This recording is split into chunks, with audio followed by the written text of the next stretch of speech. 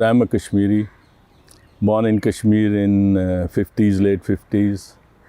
Lived a bit of childhood there, but went very often there. And with all that happening in Kashmir, with my community, the Pandit community, then I lived my life in Punjab, in Chandigarh.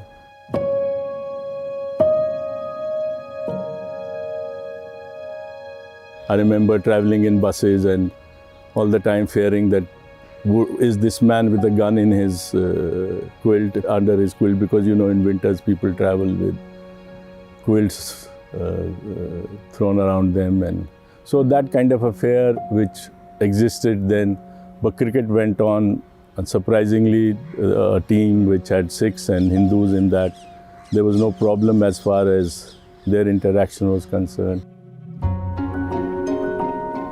So what I do is, that period of 60s and 70s is a bit of my Kashmir experience, my childhood in Kashmir, and the cricket which was internationally happening, and then I introduced that cricket through Pataudi's eyes.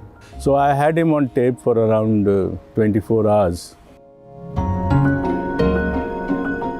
I don't come from interpretations, but I come from whatever I've written is what I have been eyewitness to, and there are conversations, there are interactions.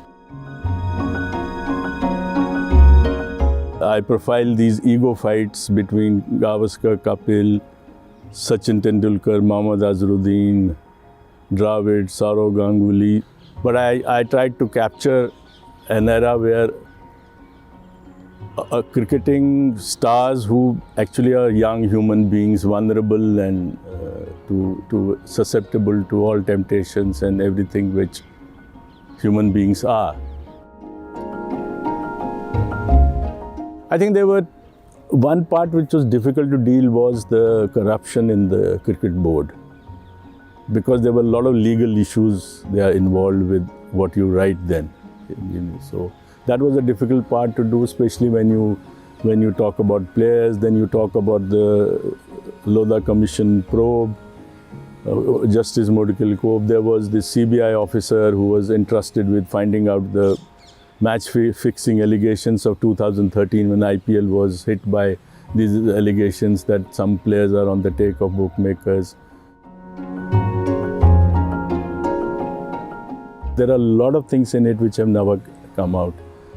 For instance, a very famous player probably being suspected by the police officer of match fixing, and how he finally wasn't named in by the report, how he was saved by not being named in the report, though the suspicion still remained. So I thought that I combine my cricketing experiences with my social political understanding, what shaped me and what I saw. This is what I have tried to do in the book, to combine these two divergent points, and hopefully I think the narrative is interesting enough for people to read.